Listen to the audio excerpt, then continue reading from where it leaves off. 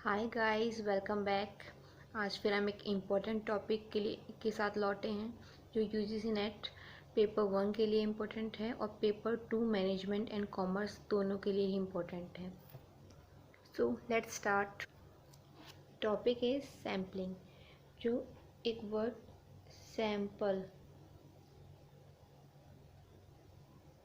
Sample से बना है, जिसका हिंदी में मतलब होता है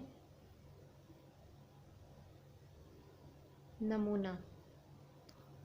सैंपल हमारा कब यूज़ होता है? जब हमारी पॉपुलेशन का साइज़ बहुत बड़ा होता है, तो हमें उसे स्टडी करने के लिए एक छोटे से सब ग्रुप की ज़रूरत पड़ती है, जिसे हम सैंपल बोलते हैं। जो हमारे पास कोई बड़ी पॉपुलेशन है, मान लीजिए इसके सारे मेंबर्स हैं, एलिमेंट्स हैं पॉपुलेशन के, और हमें पॉपुलेशन स्टडी करनी है, तो हम इस पॉपुलेशन का एक छोटा सा ग्रुप लेंगे और उसे स्टडी करेंगे, जो कि इस पूरी पॉपुलेशन के लिए जनरलाइज होगा। जो रिज़ल्ट इस सैंपल का निकलेगा, उस वही रिज़ल्ट जो है इस पूरी पॉपुलेशन के लिए जो है अप्लाई होगा। अब हम एग्जाम्पल के साथ समझते हैं। अब जैसे हम कभी अपना ब्लड टेस्ट कराने जाते हैं, तो हम क्या करते हैं, हम अपना वो डॉक्टर अपना हमारा जो है सारा ब्लड निकाल के टेस्ट नहीं करता ना, वो हमारा एक ब्लड का एक छोटा सा थोड़ा सा सैंपल लेता है, जिसे वह टेस्ट करता है, और उसे जो है हमारे जो टेस्ट का रिज़ल्ट रिपोर्ट निकल के आती है, वो हमारे पूरे ब्लड की रिज़ल्ट होती है, ना कि सिर्फ उस सैंपल की।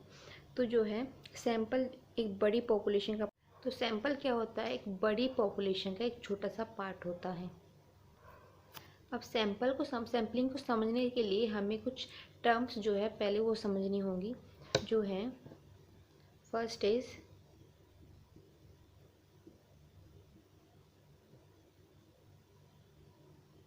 Population,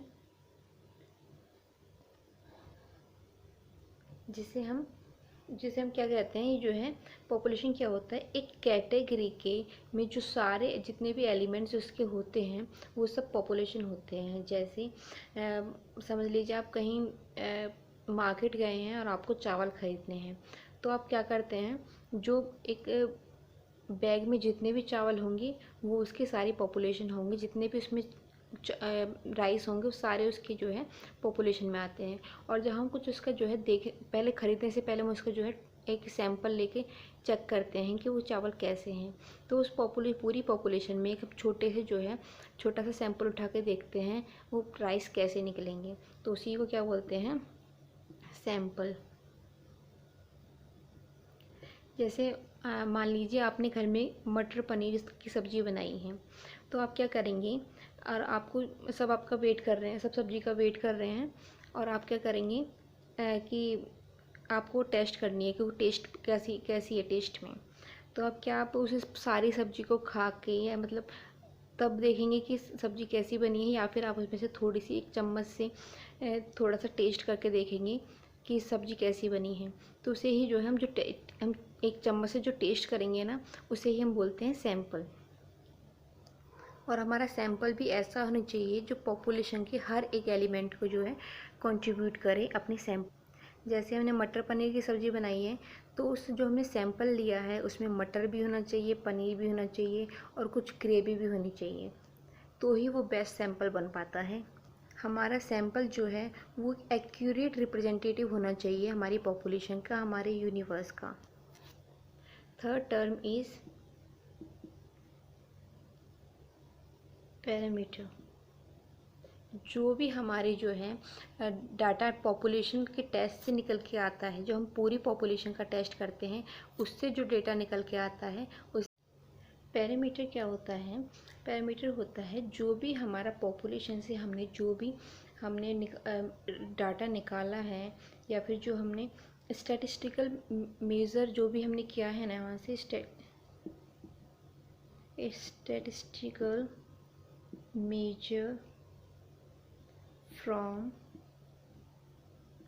the population value is called parameter।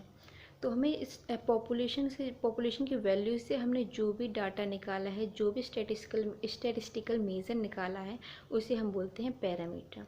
तो हमें ये ध्यान रखना है कि पॉपुलेशन की वैल्यू से जो रिज़ल्ट निकल के आता है, जो मेजर डाटा निकल के आता है, उसे बोलते हैं parameter. Fourth one is statistic क्या होता है? जो सैम्पल वैल्यूज से जो भी हमारा स्टैटिस्टिकल मेजर या डेटा निकल के आता है, उसे बोलते हैं स्टैटिस्टिक्स। ये भी इम्पोर्टेंट पॉइंट है कि सैम्पल की वैल्यू से जो भी डेटा निकल के आया है, जो भी स्टैटिस्टिकल मेजर निकल के आया है, उसे बोलते हैं statistic. Fifth one is sampling frame. Sampling frame क्या होता है? ये उन सारी यूनिट्स की, सैम्पल में जितनी भी यूनिट्स हैं उनकी लिस्ट को जो है हम सैम्पलिंग फ्रेम बोलते हैं। हमारे सैंपल में जितने भी एलिमेंट्स होंगे उन सभी की एक लिस्ट को जो है sampling frame. Six one is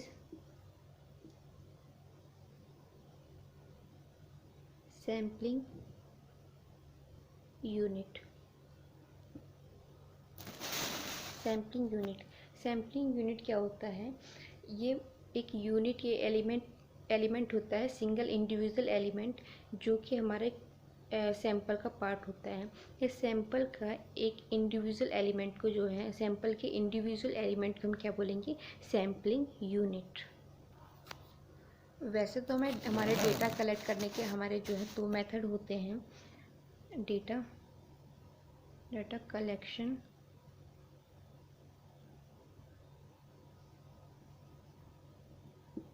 हमारे डेटा कलेक्शन के 2 मेथड्स होते हैं। First is census, second is sampling. Census क्या होता है? जब हम पॉपुलेशन के सभी एलिमेंट्स को जो है कंसीडर करते हैं अपनी स्टडी में, उसे बोलते हैं सेंसस।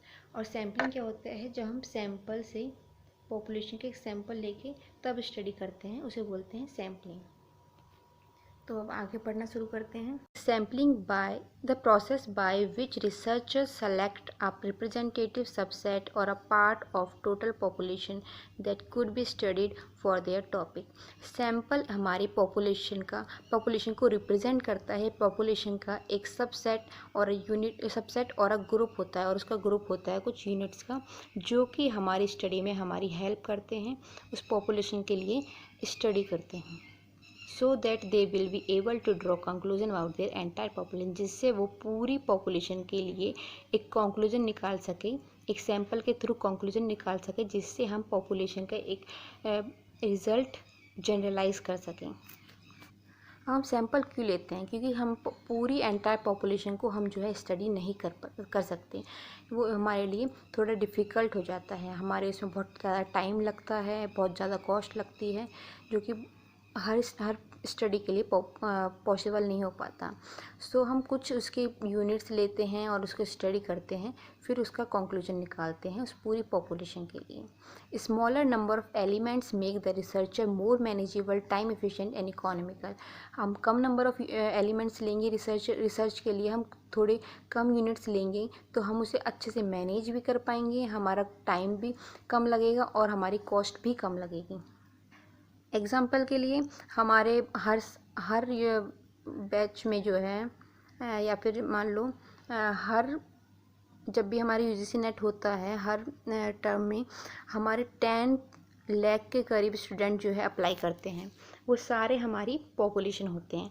अब हम उनकी पेपर के बाद उनकी डिफ़िकल्टी लेवल जानने की कोशिश करें कि एग्ज़ाम कैसा आया था, तो हम उस पूरी पॉपुलेशन, पूरे 10,000 स्टूडेंट्स के घर जाकर या फिर किसी भी मीडियम से हम डाटा कलेक्ट नहीं कर पाएंगे कि आप सबका पेपर कैसा गया। इसी के लिए हम जो है उनमें से कुछ सैंपल लेते हैं, मान लो 5,000, 10,000, 1 लाख, कुछ भी सैंपल लेके हम उनसे पूछते हैं कि आपका एग्ज़ाम कैसा गया है, उसका डिफ़िकल्टी लेवल मॉडरेट है या फिर सिंपल था या फिर बहुत डिफ़िकल्ट था, और उसी के बेसिस पे हम जो है पूरी पेपर 1 का या पेपर 2 का जो भी है, हम उसको पूरा जनरलाइज़ करते हैं कि पेपर कैसा आया था। एक और एग्जांपल ले लेते हैं कि हमारी कोई XYZ मूवी आई है और हमें पता लगाना है कि वो लोगों को कैसी लगी। तो हम मूवी देखने तो बहुत लोग जाते हैं, तो हम सबसे तो पूछ नहीं सकते, हम कुछ लोगों से पूछते हैं कि मूवी के बारे, मूवी के रिव्यू लेते हैं और जान पाते हैं हम कि मूवी कैसी थी। सो इसी के लिए हमारी सैम्पलिंग जो है यूज़ होती है। सैम्पल तो हो गया जो हम यूनिट्स लेते हैं, जो हमारे पॉपुलेशन को रिप्रेजेंट करती है। और सैम्पलिंग वो प्रोसेस होता है जिससे हम अपने सैंपल को कलेक्ट करते हैं। वो मेथड्स किस मेथड से करेंगे, कौन कौन से यूनिट्स लेंगे, वो सब जो है उस पूरे प्रोसेस को हम बोलते हैं sampling. Now population all members of a defined category of elements such as people, object और element। किसी भी डिफाइंड कैटेगरी के जितने भी मेंबर होते हैं वो सब उसकी पॉपुलेशन में आते हैं। Population is the collection of elements which has some और other common characteristics in common. Population वो सारे एलिमेंट्स होते हैं जो जितने भी एलिमेंट्स होते हैं पॉपुलेशन में, उनकी कुछ ना कुछ कॉमन कैरेक्टरिस्टिक्स होती हैं। अगर हम अपनी साइज़ ऑफ पॉपुलेशन पॉपुलेशन का साइज़ पता लगाएं, तो उसमें जितने भी नंबर ऑफ़ एलिमेंट्स होते हैं, नंबर ऑफ़ मेंबर्स होते हैं, वो उसके साइज़ होता है। नेक्स्ट इज़ सैम्पल वही एक ग्रुप ऑफ पीपल होता है जो कि हमारी पूरी पॉपुलेशन को रिप्रेजेंट करता है, जिससे हम रिसर्चर जो है अपना डाटा कलेक्ट कर पाता है। सैम्पल जो है पॉपुलेशन का सबसेट होता है, ये ध्यान रखना है, सबसेट ऑफ पॉपुलेशन। इसमें क्वेश्चन बन सकता है। A sample is a smaller manageable version of large group। वो लार्ज ग्रुप का एक स्मॉल वर्जन होता है, एक मैनेजेबल वर्जन होता है। It is the subset of containing the characteristics of a large population. इसमें लार्ज पॉपुलेशन की कैरेक्टरिस्टिक्स होती हैं। Sample is used in testing when population size are too large. Sampling कब यूज़ होती है? जब पॉपुलेशन का साइज़ बहुत ही ज़्यादा हो। For the test to include all the possible members और ऑब्जर्वेशंस। हमने गुड सैंपल लिया है, रिलायबल सैंपल लिया है, नहीं, उससे पता लगे उस गुड सैंपल के कुछ कैरेक्टरिस्टिक्स होते हैं। ये गोल ओरिएंटेड होनी चाहिए, मतलब कि जैसे रिसर्च के लिए, जिस स्टडी के लिए हमने वो सैंपल चुना है, वो उस पर जो है फिट होना चाहिए। Accurate representative of the universe. वो पॉपुलेशन का अच्छा रिप्रेजेंटेटिव होना चाहिए। इसमें हर तरीके की यूनिट होनी चाहिए, ना कि एक तरीके। अगर हम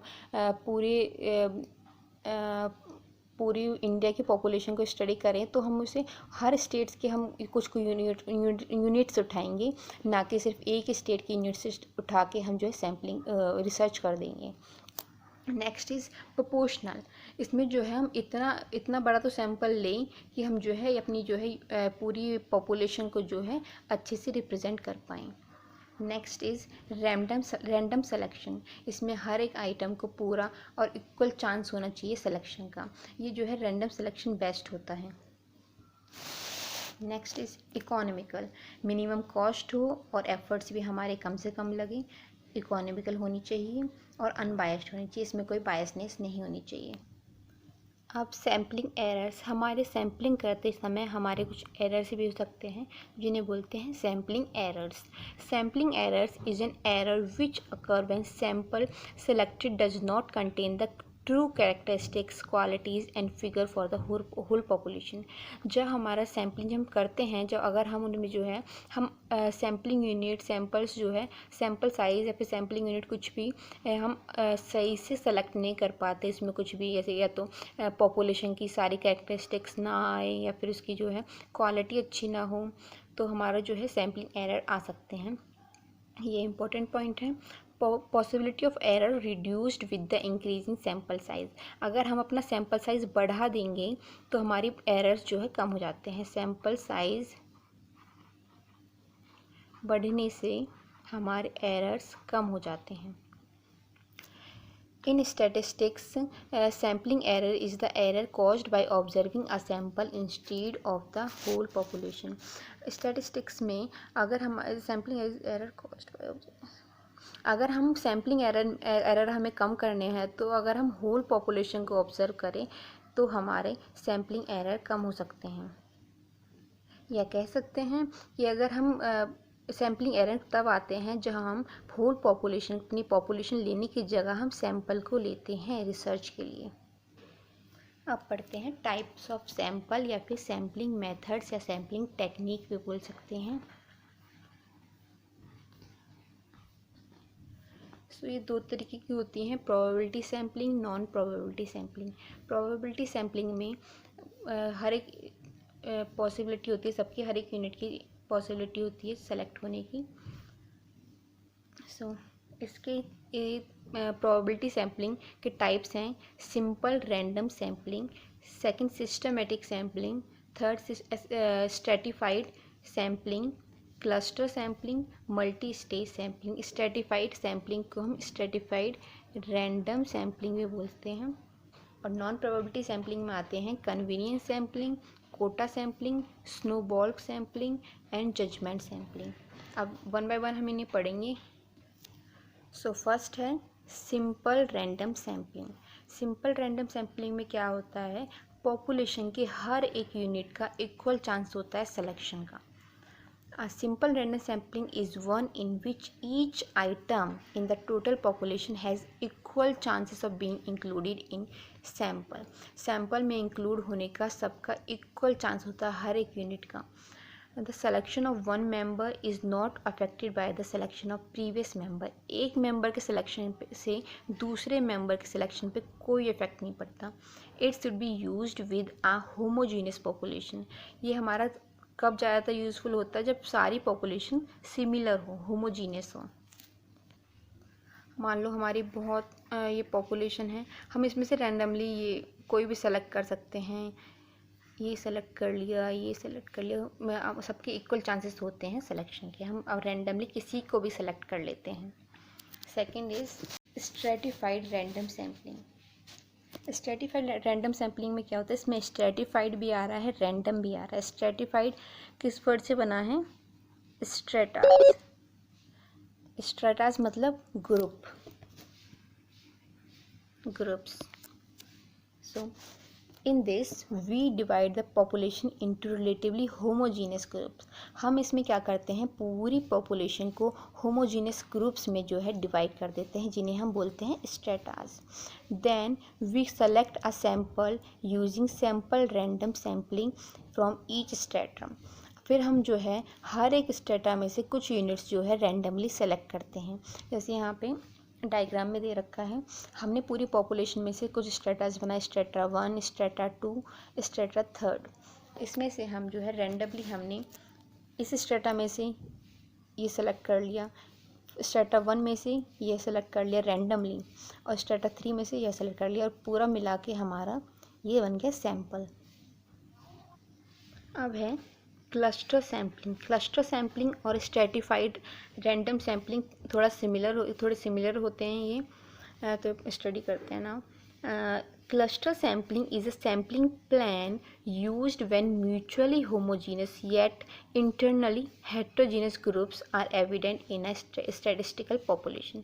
इसमें क्या होता है, हम पूरी पॉपुलेशन में से जो ग्रुप्स डिवाइड करते हैं, वो कैसे ग्रुप्स होते हैं, म्यूचुअली तो वो जो है होमोजीनियस होते हैं, बाहर से तो वो सिमिलर होते हैं, लेकिन अंदर से वो जो है हेट्रोजीनियस, मतलब अलग अलग यूनिट्स होती हैं उस पूरे ग्रुप में।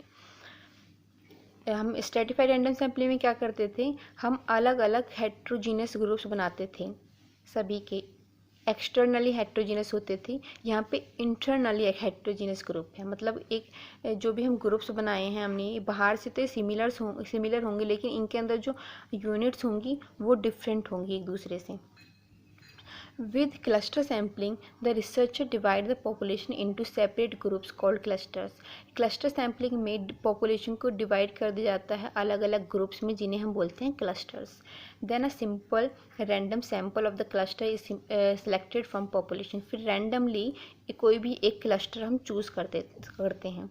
बाहर से तो सारे तीनों ही group जो है cluster जो है cluster 1, 2 एंड 3, बाहर से तो तीनों ही क्लस्टर सेम होते हैं, और अंदर से जिनकी यूनिट्स होती हैं वो एक दूसरे से डिफरेंट होते हैं। तो हम इनमें से रैंडमली कोई भी एक क्लस्टर जो है चूज़ कर लेते हैं, रेंडमली मान ली ये क्लस्टर 2 सेलेक्ट कर लिया और ये हमारा क्या बन जाता है, sample. Next is systematic sampling. Systematic sampling को हम जो है फिक्स्ड इंटरवल मेथड भी बोलते हैं। It is defined as a probability sampling method where the researcher chooses element from a target population by selecting a random starting point and selecting other member after a fixed sampling interval। इसमें क्या होता है, researcher पहले से ही एक system decide कर लेता है कि हम किस सिस्टम से जो है अपने सैम्पल यूनिट जो है एलिमेंट जो है सेलेक्ट करेंगे। इसमें जो है जो पहली यूनिट जो हम सेलेक्ट करते हैं वो तो हम रैंडमली सेलेक्ट करते हैं और बाकी की एक सिस्टम के थ्रू हम जो है सेलेक्ट करते हैं। जैसे कि कुछ सीरीज़ ऑफ एलिमेंट समझ लो, फिर कुछ भी सीरीज़ समझ लो इनकी, ये हमने कोई भी रैंडमली फर्स्ट वाला सेलेक्ट कर लिया कि फ़र्स्ट वाला सैंपल ये होगा। सेकंड वाला हम बोलते हैं कि हर दूसरी यूनिट, हर दूसरा एलिमेंट हम चूज़ करेंगे कि एक छोड़ के दूसरा, कि एक छोड़ा ये वाला हम सेलेक्ट कर लेंगे, फिर ये थर्ड वाला छोड़ा, फिर ये सिलेक्ट कर लेंगे, फिर ये छोड़ा और ये वाला सेलेक्ट कर लेंगे। ऐसे ही हम जो है सिस्टम बना लेते हैं सिस्टमेटिकली, फिर जो हम सैम्पलिंग करते हैं। इसे हम बोल भी सकते हैं कि हर 10th यूनिट, हर 5th यूनिट हम कुछ भी ले सकते हैं। ये डिसाइड हो जाता है पहले से ही और फिर सेलेक्ट हो जाते हैं sample. Determine the sampling interval पर dividing the population by the sample size. अब सैम्पलिंग इंटरवल जो हमने ये इंटरवल्स लिए हैं, सेकंड, थर्ड, जो भी इंटरवल लिए हैं कि हर सेकंड यूनिट, हर थर्ड यूनिट या फिर हर 10th यूनिट, कुछ भी यूनिट जो लिए हैं हमने, उसका एक फार्मूला होता है उस इंटरवल को पता लगाने का, total number of populations upon total number of sample units. जैसे कि इसमें सारे इंटरवल, जो भी इंटरवल हमने लिया वो पहले से जो है डिसाइडेड होता है, पहले से फिक्स होता है, इसीलिए इसको जो है हम फिक्स्ड इंटरवल मेथड बोलते हैं। Next is multi stage sampling. Multi stage sampling also known as multi stage cluster sampling. It is more complex form of cluster sampling which contain 2 or more stage in sample selection। ये हम multi stage sampling को जो है multi stage cluster sampling भी बोलते हैं। इसमें ये जो है क्लस्टर सैम्पलिंग का ही एक वर्ज़न है, एक कॉम्प्लेक्स वर्ज़न है, जिसमें हम जो है कुछ स्टेजेस के बाद जो है हम सैंपल सेलेक्ट करते हैं, कुछ स्टेजेस यूज़ करके हम सैंपल सेलेक्ट करते हैं। In simple words, in multi stage sampling large cluster of population are divided into small clusters in several stage in order to make primary data collection more manageable. इसमें हम क्या करते हैं, population के जो है लार्ज क्लस्टर्स बनाते हैं, जिन्हें हम स्टेज बाय स्टेज जो है स्मॉल करते जाते हैं और अपनी जो है डाटा कलेक्ट करते हैं, उसे जो है स्मॉल फॉर्म में निकालते हैं जो कि मैनेजेबल होता है। इसमें क्या करते हैं, अगर हमें कोई डाटा कलेक्ट करना है तो पहले हम कुछ एक ग्रुप चूज़ करेंगे, क्लस्टर चूज़ करेंगे। कि हमने पहले सोचा कि हमें इस कोई एक स्टेट हम चूज़ करेंगे कि हम इस स्टेट में से हम डाटा कलेक्ट करेंगे। फिर उस स्टेट में से एक हम डिस्ट्रिक्ट चूज़ करते हैं कि हम इस डिस्ट्रिक्ट में से जो है डेटा कलेक्ट करेंगे। फिर इसके बाद जो है हम एक विलेज चूज़ करते हैं उस डिस्ट्रिक्ट में से, और उसके बाद एक हाउस होल्ड चूज़ करते हैं। ऐसे करते करते हमारा सैंपल छोटा होता चला जाता है, जो कि फिर एक मैनेजेबल सैंपल बन जाता है। इसमें जो है हर एक स्टेज पे जो है हमारा सैंपल छोटा होता चला जाता है। ये था प्रोबेबिलिटी सैम्पलिंग के बारे में। अब शुरू करते हैं non probability sampling. Non probability sampling is a sampling technique where the sample are gathered in a process that does not give all the individuals in a population equal chances of being selected। इस sampling technique में जो है हर एक element को, population के हर एक individual unit को जो है इक्वल चांस नहीं होता। Used in research where the researcher is interested in getting an inexpensive approximation. इसमें जो है कन्वीनियंस सैम्पलिंग में रिसर्चर अपनी कन्वीनियंस के हिसाब से जो है डेटा कलेक्ट करता है। वो जो है इनएक्सपेंसिव रिसर्च करना चाहता है, अप्रॉक्सीमेशन लगाना चाहता है, अंदाज़ा लगाना चाहता है इसमें वो। In this researcher prefer participant as per their own convenience. वो अपनी कन्वीनियंस के हिसाब से अपने पार्टिसिपेंट चूज़ करता है अपनी रिसर्च के लिए। एग्जाम्पल के लिए people at the time of car accident. कोई एक्सीडेंट हुआ तो रिसर्चर अपनी कन्वीनियंस के हिसाब से किसी भी इंसान को चूज़ कर लेगा अपनी स्टडी के लिए, कि एक्सीडेंट के बारे में नॉलेज लेने के लिए। वो उस टाइम पे जो भी इंसान वहाँ पे मौजूद होगा उनमें से अपनी कन्वीनियंस के हिसाब से किसी को भी चूज़ कर लेगा। इसमें रिसर्चर से पास में कोई भी इंसान उसके होगा तो वो उसे चूज़ कर लेगा। एग्जाम्पल के लिए अगर टीचर को कुछ सिलेबस के बारे में बच्चों से पूछना है कि कितना उसका सिलेबस कंप्लीट हुआ है, तो वो अपनी पास में फर्स्ट बेंचर को उठा के पूछ लेगा। ऐसे अपनी कन्वीनियंस के हिसाब से किसी से भी पूछ सकता है कि उसे कुछ डिफ़िकल्टी ना हो, उसे अलग से मेहनत ना करनी पड़ी सैम्पल डिसाइड करने में। वो अपनी कन्वीनियंस के हिसाब से ही सैम्पल ढूंढ लेता है। सेकंड इज़ जजमेंट या फिर purposive sampling. In this an experience individual selects the sample based on the personal judgment about some appropriate characteristic of the sample member। इसमें जो है रिसर्चर अपने पर्सनल एक्सपीरियंस के को जज करते हुए अपनी पर्सनल एक्सपीरियंस से जो है सैम्पल सेलेक्ट करता है। वह अपनी पर्सनल जजमेंट से डिसाइड करता है कि हमारी रिसर्च के लिए कौन सा सैम्पल जो है ज़्यादा बेटर होगा। It is an extension of the convenience sampling. ये कन्वीनियंस सैम्पलिंग का ही एक्सटेंशन है उसका दूसरा ही वर्जन समझ लीजिए। इसमें जो है बस कन्वीनियंस सैम्पलिंग में जो है रिसर्चर अपनी कन्वीनियंस के हिसाब से चूज़ करता था, यहाँ पे रिसर्चर अपनी पर्सनल जजमेंट के हिसाब से जो है सैम्पल सेलेक्ट करता है। Third is quota sampling. In quota sampling, the selection of the sample is made by the interviewer, who has given quotas to fill from specified subgroup of population। quota sampling में जो है हम sample का selection जो है interviewer करता है। वह अपने पहले से ही कुछ स्टेटस जो है डिसाइड कर वह अपने कोटास डिसाइड कर लेता है कि वो किस पॉपुलेशन के किस ग्रुप में से जो है अपना डाटा जो है अपने सैंपल जो है सेलेक्ट करेगा। यह it is same as stratified sampling but the only difference is a particular quota is assigned to every group.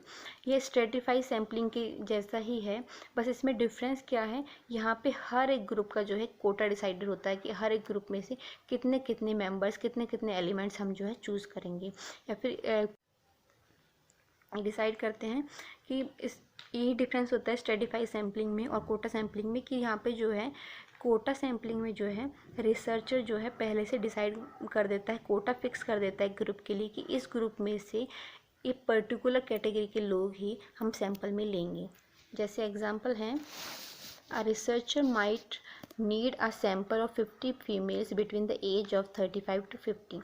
हमारे ग्रुप में से फीमेल के ग्रुप में से उसने बोला है कि 50 फीमेल्स हमें चूज़ करनी है जिनकी एज, एक कोटा डिसाइड कर दिया गया है कि 35 से 50 एज के इन बिटवीन ही हम जो है अपने जो है सैंपल सेलेक्ट करेंगे। Snowball sampling. In snowball sampling an initial group of respondents is selected usually at random। इसमें स्नोबॉल सैम्पलिंग में क्या होता है, जो इनिशियल के जो हम शुरू के जो स्टार्टिंग में जो हम सैम्पल सेलेक्ट करते हैं, सैम्पल यूनिट जो सेलेक्ट करते हैं वो हम जो है रैंडमली सेलेक्ट करते हैं। उसके बाद after being interviewed these respondents are asked to identify others who belong to the target population of interest। उन इनिशियल जो हमने सैंपल सेलेक्ट किए थे उनके इंटरव्यू के बाद उनसे हम पूछते हैं कि वो हमें कोई और सैंपल कोई और पर्सन रिकमेंड करे जो उनकी टारगेट पॉपुलेशन को जो है बिलोंग करता हो।